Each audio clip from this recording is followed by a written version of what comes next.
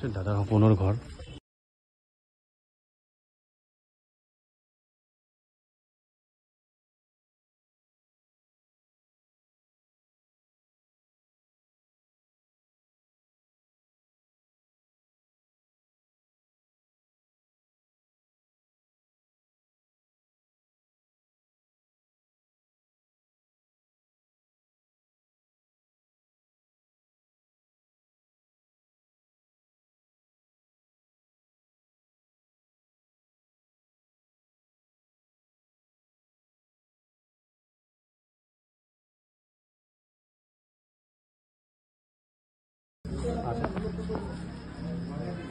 Hello' মোৰ মৰমৰ জুবিন দা প্ৰেমী ৰাইজ, আচলতে এইটো আপোনালোকে গমেই পাইছে মই ক'ত আছোঁ। এতিয়া আছোঁ বৰ্তমান মই খাৰঘুলিত জুবিন দাৰ চেনেহৰ হেঁপাহৰ ঘৰটোত আছোঁ।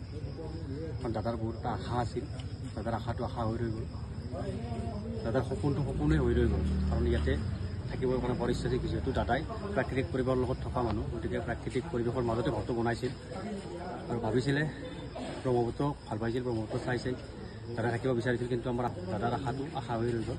আপুনি ঘৰটো চাওক।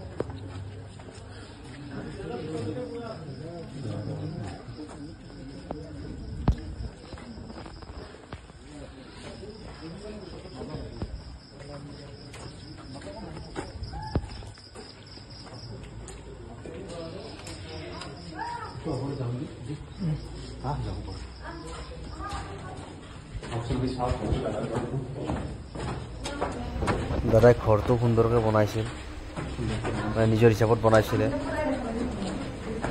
সকলোবোৰ নিজৰ হিচাপত বনাইছিলে।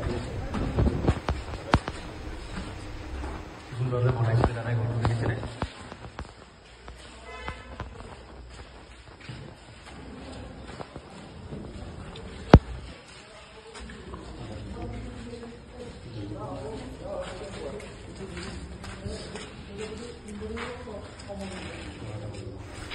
দাদাক এটা সেৱা কৰি লওঁ।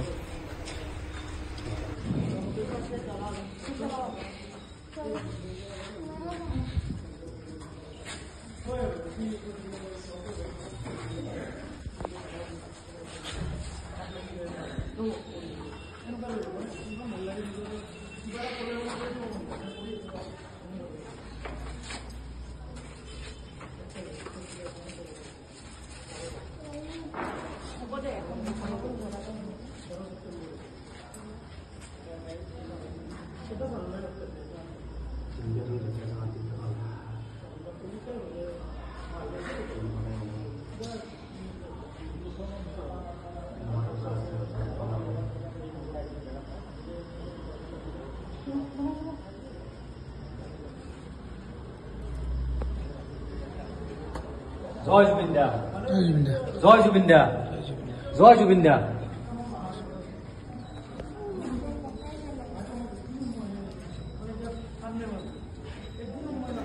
এতিয়া বনজিতে সেৱা কৰিব। মোৰ লগত আহিছে একেলগে, মোৰ বনজিত আৰু মই আহিছোঁ। আচলতে সি কেমেৰা কৰি আছিলে, সি ভিডিঅ' বনাই আছে।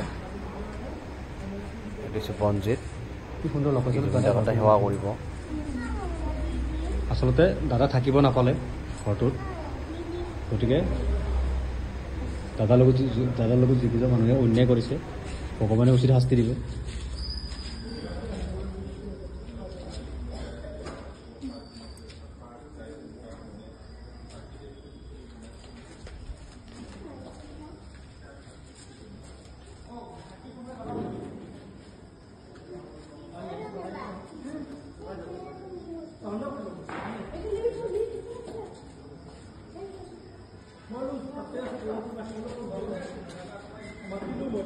আজি দাদা থাকিলেহেঁতেন আমি আহিলোঁ হয়, কেনেকুৱা মৰম পালোঁ, কেনেকুৱা ভাল লাগিলে আমাৰ।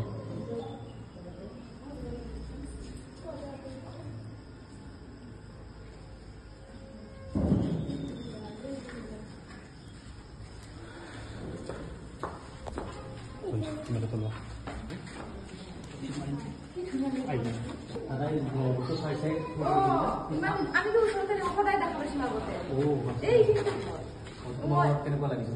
মই আমি তেতিয়া ইমান ওচৰতে দেখা পাই দিছিলোঁ সদায়, ইমান বেয়া লাগে।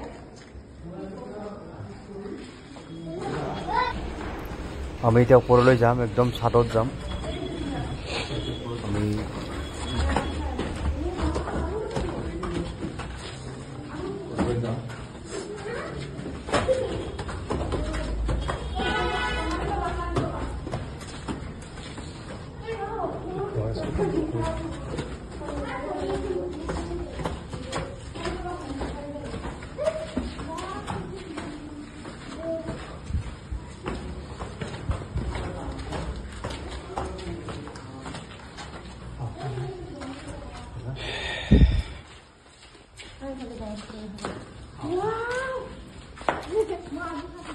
ধুনীয়া লাগিছিল দেখিছিলে বন্ধুসকল, দেখিছিলে দাদা আচলতে উদ্দেশ্য আছিলে এইটোৱে আছিল ব্ৰহ্মপুত্ৰ